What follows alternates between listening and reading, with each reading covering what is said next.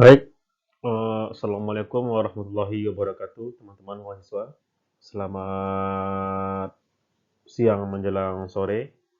Sebelumnya saya mohon maaf ya, karena beberapa minggu ke belakang saya tidak bisa hadir ya, karena kondisi kesehatan yang eh, tidak fit gitu. Baik, langsung saja. Karena di sini kita akan membahas tentang dua materi tentang CSS. Ini lanjutan dari HTML pertemuan kedua. Baik, kita mulai. CSS, apa itu CSS? CSS itu singkatan dari Cascading Style Sheet. Itu sesuai dengan namanya, CSS memiliki sifat Style Sheet Language, yang berarti bahasa pemrograman yang digunakan untuk web design. Jadi CSS itu adalah bahasa pemrograman yang digunakan untuk mendesain sebuah halaman website. Jadi kita mendesain halaman website dari CSS ini. Dan CSS ini adalah bahasa pemrograman yang digunakan untuk mendesain sebuah website.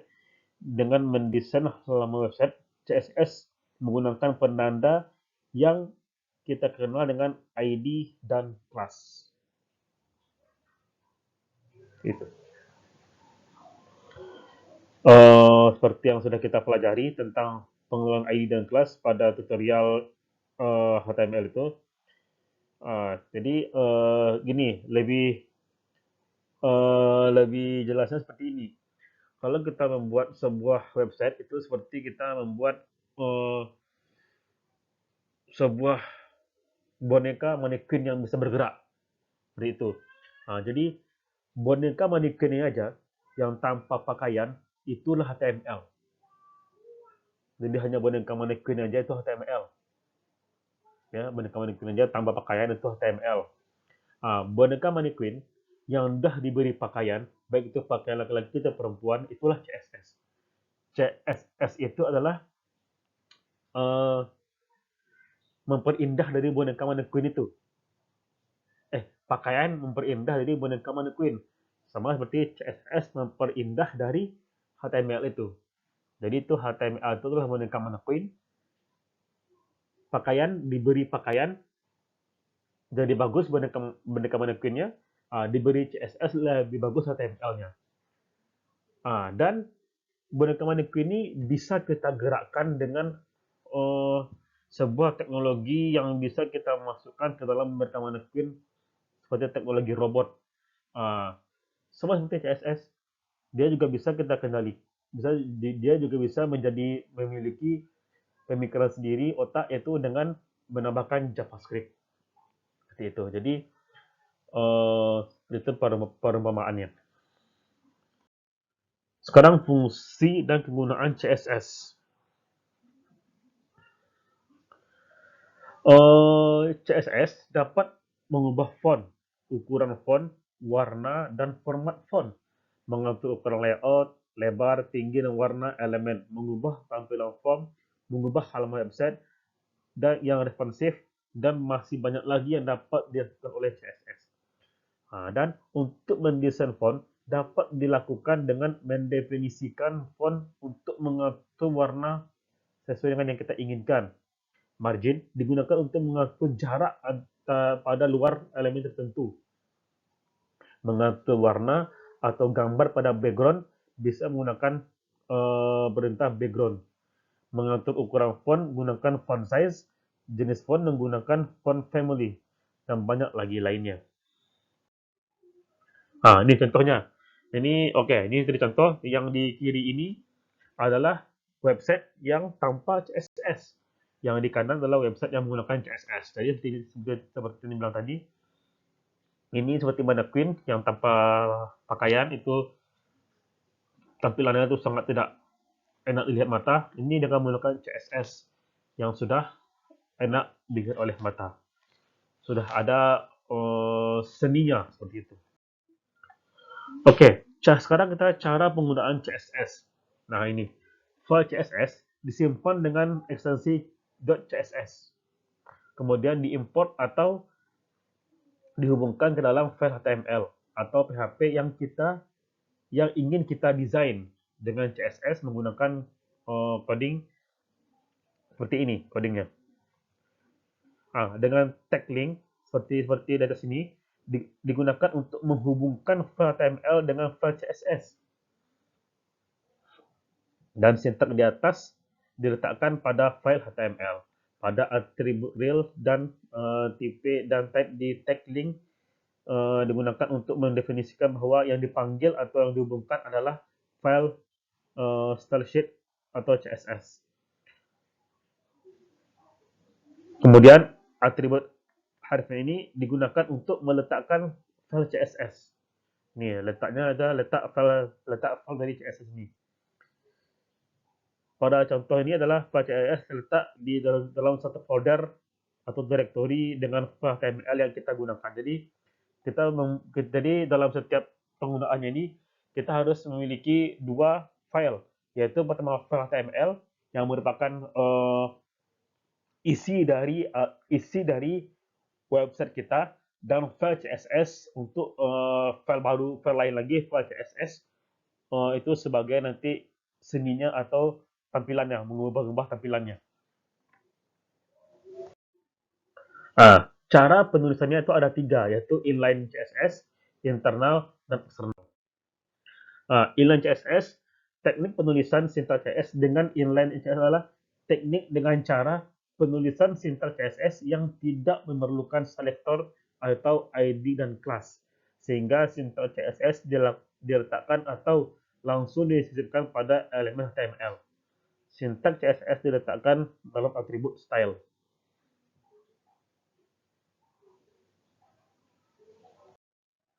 Nih contohnya, langsung pada style ini, di sini langsung inline CSS style. Oke ya.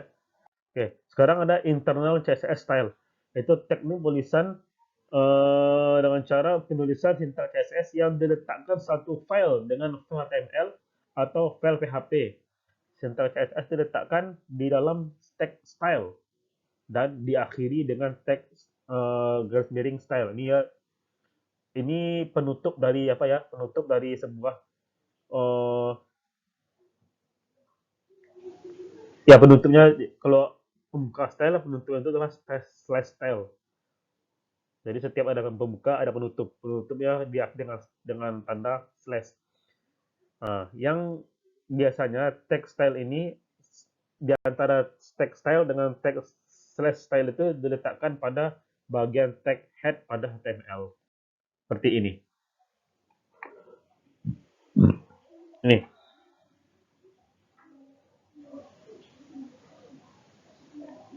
Head HTML. Ini contoh dari internal CSS style. Sekarang kita masuk ke external CSS style. Di mana teknik penulisan sintaks CSS dengan eksternal adalah teknik penulisan yang memisahkan file CSS dengan HTML.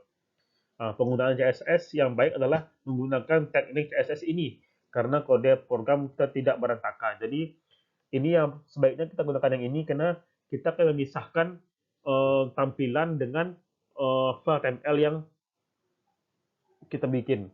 Jadi nanti kita tinggal panggil saja. Kita tinggal panggil saja file CSS yang akan kita gunakan. Jadi seperti ini. Ini adalah file HTML-nya. Ini adalah file CSS-nya. Ya. Nanti kita panggil di sini nanti. Kita panggil. Jadi ini kita memanggil. Jadi kita tak perlu lagi menulis ini di dalam HTML. Cuma kita bikin folder lain, file lain yang diberi nama .css ini. Ini adalah namanya itu style.css yang ini. Ini HTML-nya. Oke. Sekarang kita masuk ke mengubah background pada CSS. Oke, sebelumnya background atau latar belakang pada sebuah halaman website merupakan salah satu bagian yang wajib kita desain. supaya tampilan website kita itu enak dilihat oleh orang. Kalau hitam saja, putih saja itu bisa, cuma kita harus perpadukan dengan, kalau bisa dengan warna-warna yang eh, bagus, yang enak dipandang oleh mata, seperti itu. Nah, dan untuk mengubah warna background itu menggunakan ini, dalam file CSS-nya background warnanya, dan ini warna tulisannya. Ini menggunakan ini. Dan kita panggil di sini style CSS. Ini untuk mengubah, ini kalau kita warna ya. Ini kalau kita hanya mengubah warnanya, kita bikin warna biru backgroundnya. Itu blue. Kalau kita bikin warna putih, itu white. Seperti itu.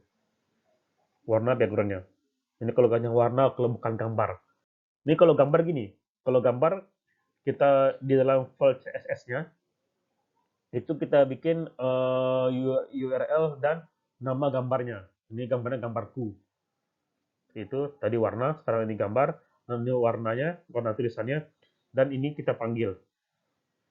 Kita panggil ini style.css, ini isinya adalah ini. Ya. Oke, sekarang kita masuk ke margin dan padding pada CSS. Margin dan padding pada CSS. Oke.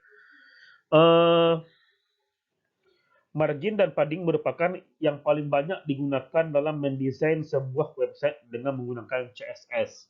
Ya, karena margin dan padding digunakan untuk mengatur sisi dalam daripada sebuah elemen dan mengatur sisi sebelah luar dari sebuah elemen. Nah, untuk itu kita harus belajar ini. Yang pertama, kita akan memahami tentang margin pada CSS. Nah, margin adalah sisi luar dari sebuah elemen. Misalnya misalnya kita ingin mengatur jarak antar elemen, bisa menggunakan sintak margin untuk mengaturnya. Terdapat beberapa sisi luar margin, yaitu margin atas dituliskan pada CSS dengan margin top, margin bawah, atau jarak luar bagian bawah ditulis dengan CSS dengan margin bottom, margin left sebagai jarak luar ke kiri, dan right untuk jarak luar ke kanan. Jadi kita mengatur jarak-jarak elemen-elemennya itu. Tapi jika kita hanya menggunakan sintak margin saja, maka akan secara otomatis mengatur jarak atas, bawah, kiri, dan kanan elemen. Ini contohnya. Ini. Margin saja.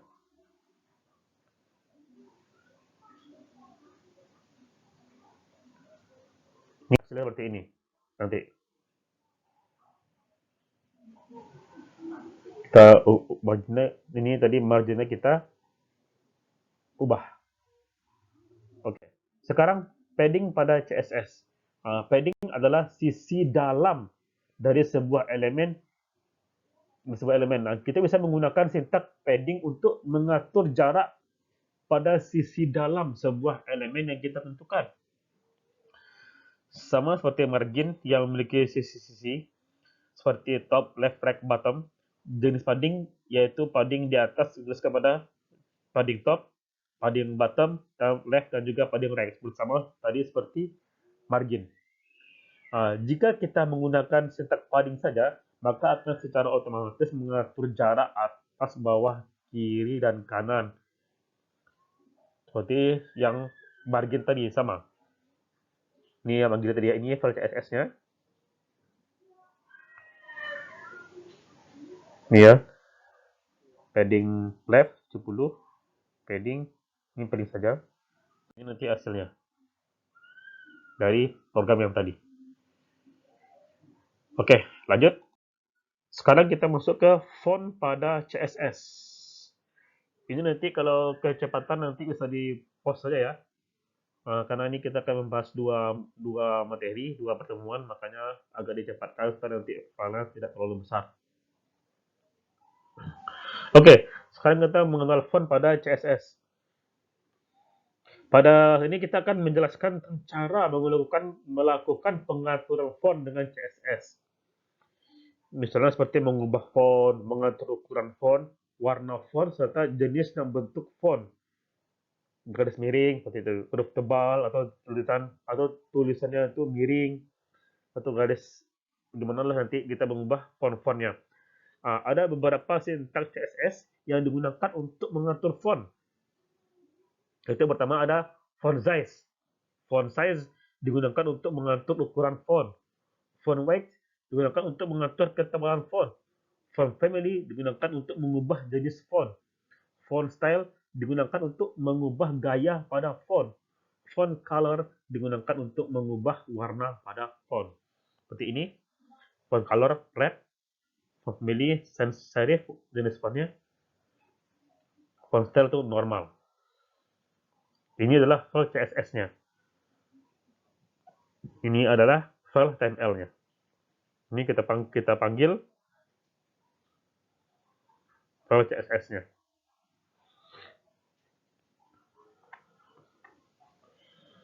Oke, ini ya. Ini satu, di sini manggilnya. Tulisan 2, di sini manggilnya.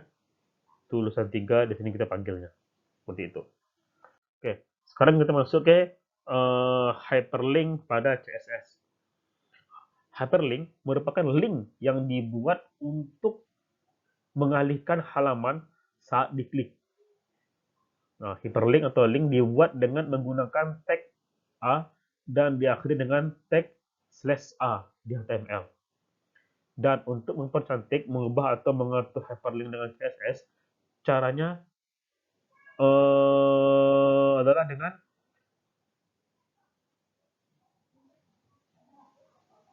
mengatur hyperlink dengan CSS, yaitu dengan membuat warna pada link, mengubah link menjadi bentuk tombol, membuat tampilan hyperlink berubah pada saat diklik dan sebagainya. Jadi kita bentuk button nanti linknya supaya mudah dan mempercantik dari link yang akan kita gunakan. Ada 4 status yang dimiliki oleh hyperlink HTML dan bisa dimanipulasi dengan menggunakan CSS. Yaitu yang pertama, link merupakan link aktif biasa. Visit merupakan status sebuah link yang telah dikunjungi. Hover merupakan status sebuah link pada saat diletakkan kursor mouse di atasnya. Dan aktif merupakan status sebuah link atau hyperlink pada saat sudah diklik. Gitu. Sudah hyperlink dengan CSS. Ini contohnya. Hafal CSS.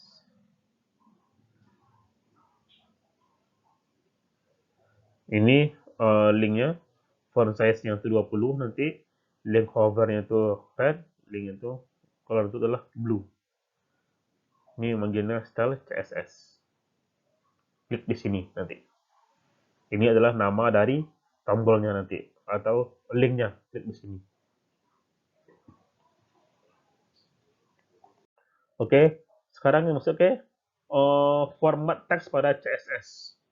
Nah, ini. Tadi kita akan menjelaskan tentang penggunaan CSS dalam mengatur atau memodifikasi teks dengan tujuan agar format teks dapat menjadi seperti yang kita inginkan dan kita butuhkan. Contohnya, untuk mengatur teks menjadi justify atau yang kita kenal dengan sebuah rata kiri atau rata kanan. Mengatur jarak indent teks, mengatur huruf menjadi uppercase atau huruf besar atau huruf kecil, warna teks, dan juga mengatur dekorasi atau desain dari teks. Nah, ini ada beberapa sintaks CSS yang bisa kita gunakan untuk mengatur format teks. Nah, di antaranya yang pertama itu seperti ini. Ada color. Color itu digunakan untuk mengatur warna teks. Text align digunakan untuk mengatur posisi align pada teks atau rata teks. Text decoration digunakan untuk mengatur dekorasi teks. Text transform digunakan untuk mengatur huruf kapital pada teks. Text indent digunakan untuk mengatur jarak alinea pada teks. Text spacing digunakan untuk mengatur jarak antar karakter pada teks. Word spacing digunakan untuk mengatur jarak antar kata pada teks. Jadi kita bisa mengatur juga antar katanya. Line height digunakan untuk mengatur jarak antar baris pada teks. Text shadow digunakan untuk mengatur efek bayangan pada teks, dan text vertical align digunakan untuk mengatur align dalam bentuk vertikal pada teks. Itu format teksnya itu. Ada beberapa format teks pada CSS yang bisa kita gunakan untuk mengatur bentuk teks yang akan kita gunakan dalam halaman website kita. Jadi terserah kita mau menggunakan yang mana. Kita mau menggunakan yang mana, kita mau mengatur bagaimana teks website yang akan kita rancang nantinya. Seperti itu. Oke, lanjut. Sekarang kita masuk ke position pada CSS. Position pada CSS digunakan untuk mengatur posisi sebuah elemen HTML. Terkadang kita ingin membuat atau menetapkan posisi sebuah elemen dengan elemen yang lain. Maka dengan menggunakan property position CSS, kita dapat menentukan posisi sebuah elemen HTML sesuai dengan yang kita inginkan.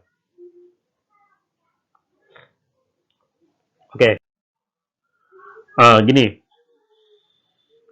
Ada pun beberapa properti CSS yang dapat kita gunakan untuk menentukan posisi sebuah elemen HTML adalah yang pertama itu adalah static.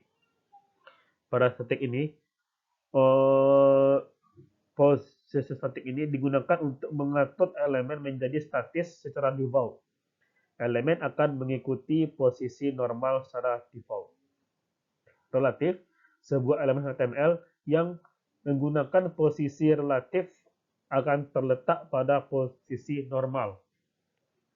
Kalau fixed itu sebuah elemen HTML yang disetting dengan posisi fixed akan memiliki sifat tetap tanpa ada perubahan, bahkan jika halaman website di scroll berlaku pengaturan left, bottom, top, dan right pada position fixed. Absolute, elemen HTML yang menggunakan position absolute akan tertimpa dengan elemen lain. Position adalah suatu property position CSS yang sangat berguna. Salah satunya adalah untuk membuat menu drop-down dengan HTML dan CSS.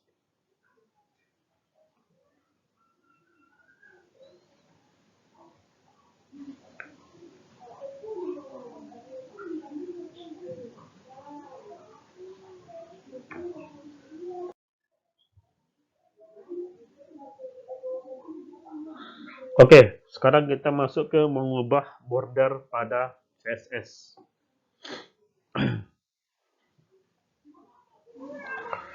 Pada saat ini kita akan membahas tentang bagaimana cara memanipulasi border dengan menggunakan CSS. Pada CSS ini kita memungkinkan kita untuk memanipulasi atau mengubah ukuran, warna, dan gaya ya dari bentuk border yang akan kita rancang dari website kita. Ini misalnya kita bikin judul ada bordernya kotak atau gimana, nanti bisa kita rancang dengan menggunakan CSS. Ya, kemudian kita mengubah border style. Nah, pada CSS terdapat banyak gaya atau model untuk membuat garis. Ya, ada garis. Ada yang berbentuk titik-titik, garis putus, garis ganda, dan banyak lagi style atau gaya yang bisa digunakan pada garis CSS. Untuk membuat garis sekaligus memberikan value style yang kita inginkan, kita bisa menggunakan property CSS border style. Contoh penggunaannya, ini bisa ini contoh jenis-jenis bordernya, yaitu solid untuk garis, kotak-kotak biasa, itu kotak biasa tanpa ada, ya kotak biasa aja bordernya. Itu dot, itu garis border yang dengan titik-titik. Jadi nanti kotak itu titik-titik yang berbentuk kotak nantinya. dash untuk garis border yang dengan garis putus-putus. Jadi nanti kotak itu berbentuk garis putus, dibentuk dari garis putus-putus seperti itu. Dan untuk menuliskannya itu kita menggunakan ini tadi border style. Jadi cara itu border style titik dua solid titik koma itu untuk menggunakan border solid atau border style titik dua dot titik koma itu untuk jika kita menggunakan border style dot dan border style titik dua dash itu untuk kita menggunakan background untuk border style dash itu. Jadi dia awali dengan border style titik dua dan solid titik koma. Dan masih banyak lagi sebenarnya contoh modelnya itu ada model double, groove, inset, offset, bridge dan lain-lain sebagainya. Itu tergantung selera kita nanti mana yang akan kita gunakan.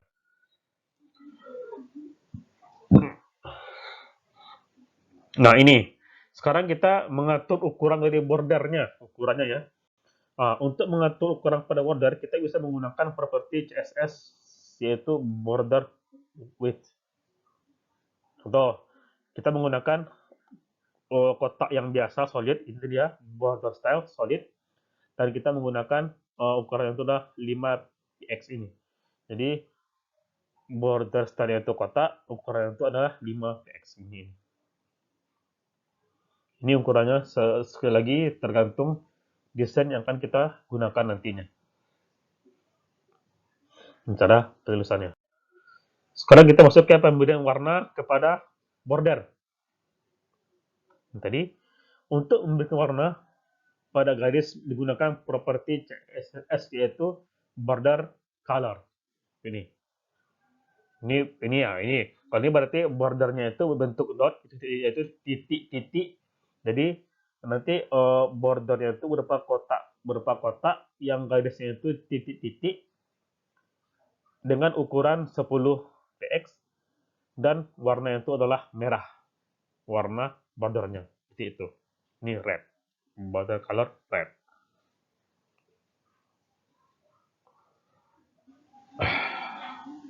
Oke, sekarang kita masuk ke memanipulasi border pada CSS.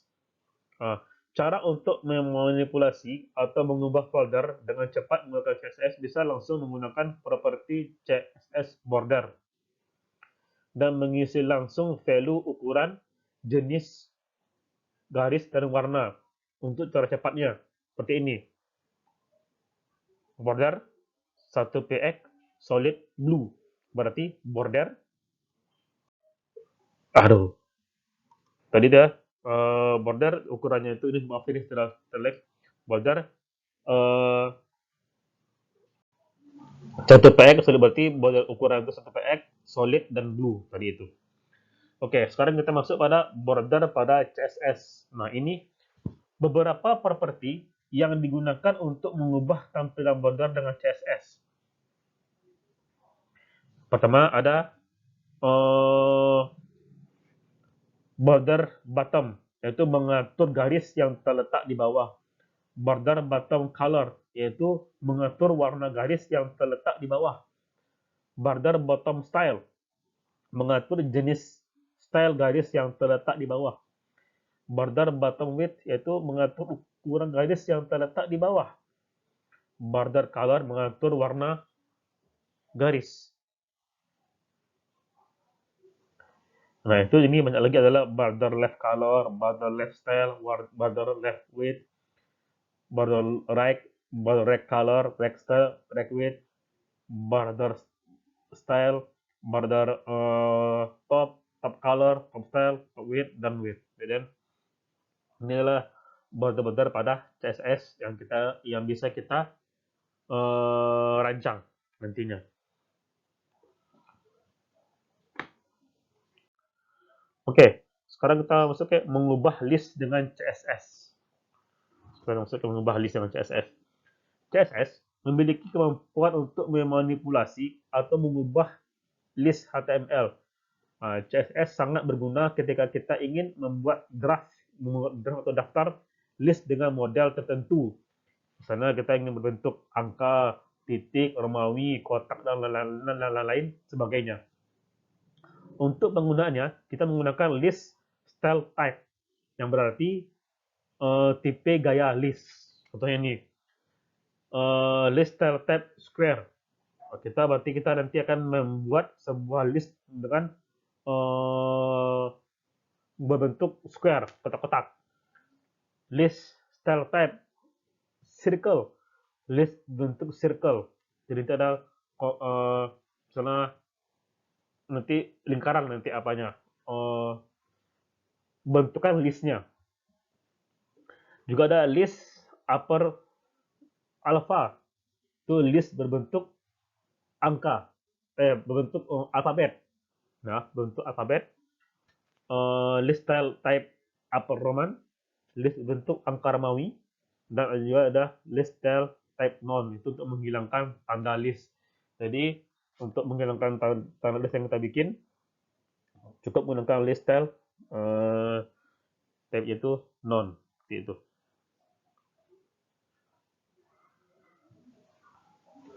Oke, mungkin sampai di sini dulu yang bisa saya sampaikan untuk pertemuan ini. Ini dua pertemuan, pertemuan keempat dan pertemuan kelima. Semoga minggu depan kita bisa kuliah seperti biasa lagi, dan tidak ada halangan lagi, insya Allah, semoga. Baik teman-teman, sampai di sini dulu.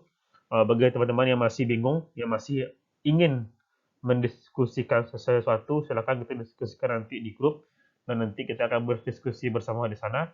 Bagaimana nanti jawaban dari diskusi pertanyaan-pertanyaan yang ada nanti ya, jika ada pertanyaan nantinya. Baik, saya cukup sampai sini. Selamat siang.